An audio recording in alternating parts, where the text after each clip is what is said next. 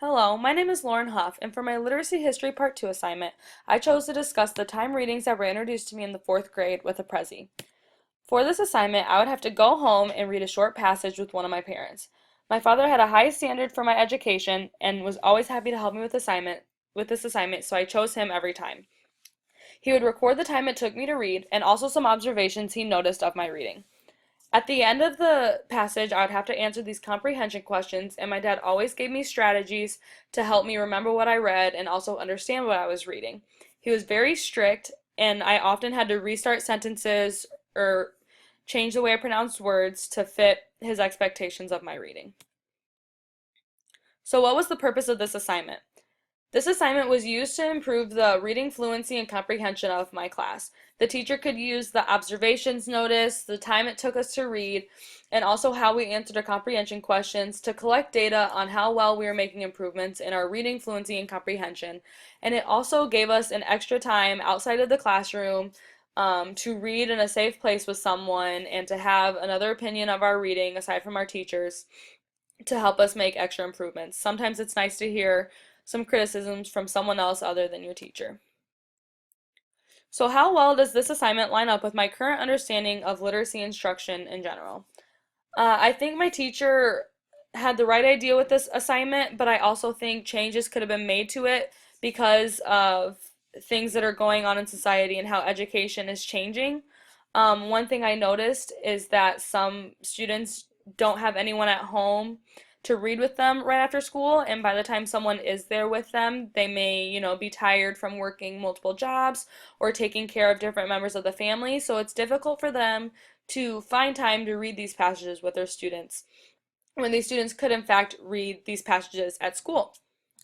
Also, students who are learning English would have trouble with these passages because they are meant for students who are proficient in English, and we had a student in our classroom who spoke mostly French and was struggling a lot with reading, and it was noticeable to the whole class that he had trouble with these passages and the questions that we had to answer, and I think it would have been more beneficial for him to have an alternate assignment that would help him with his English fluency, but also be easy for him to understand so that it wasn't the same passage and same questions that the students who were proficient in English had to answer.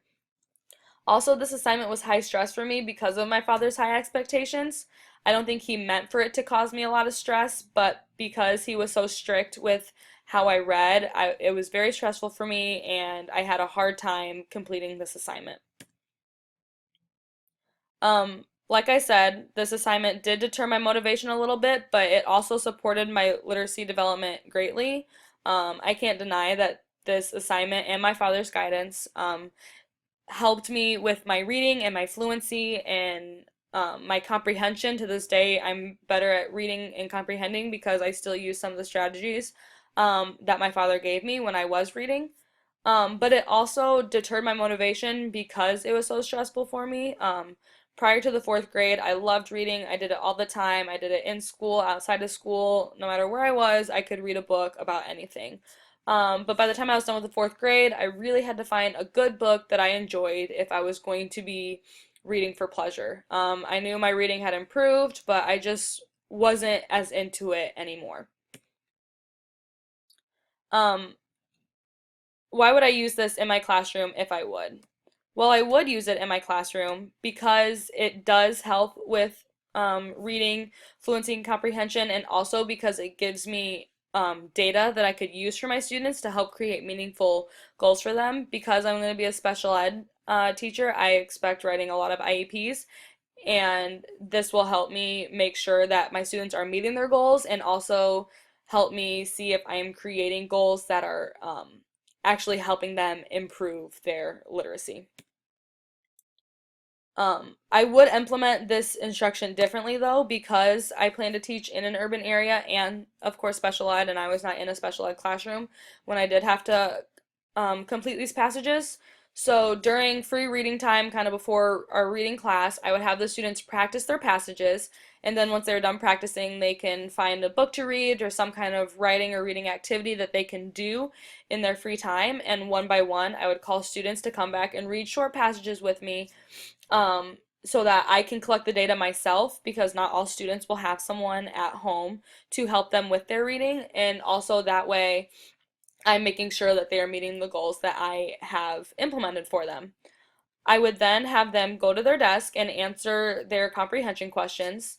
And once everyone has kind of finished their passages and is starting to answer their comprehension questions, this would start our reading class. And I would have the students pair up once they were done answering their questions and just compare their answers with their classmates and talk to them about the reading just to get them working on collaboration and talking to each other and participating.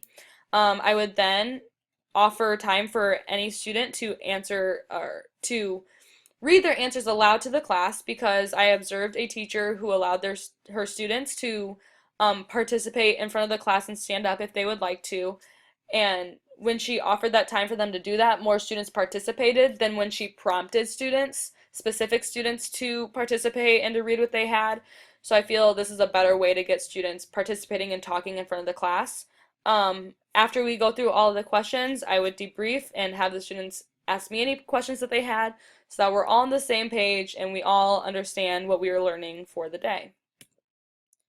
I did make a few changes to this assignment just to make it fit with Literacy Today and how I plan to run my classroom.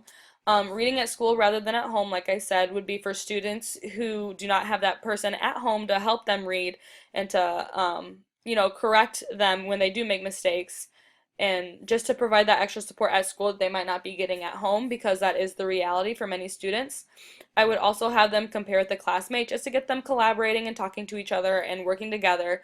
That way when they do get older, they won't have as many problems with that as I did. I hated group work growing up, and now that I see the benefits of it, I love group work. And also going over it in class would be making sure that we're all on the same page because sometimes what my dad was telling me was different from what my teacher was telling me. And teacher and parent collaboration needs to improve, but this would also guarantee that my students were understanding what I needed them to understand. Overall, I think this is a great assignment, and I think it does provide a lot of improvements for students' literacy and their reading fluency and comprehension. I obviously made a lot of changes to it, but that's just to fit my teaching style, and I have benefited greatly from that assignment, and I'm glad that it was part of my literacy history.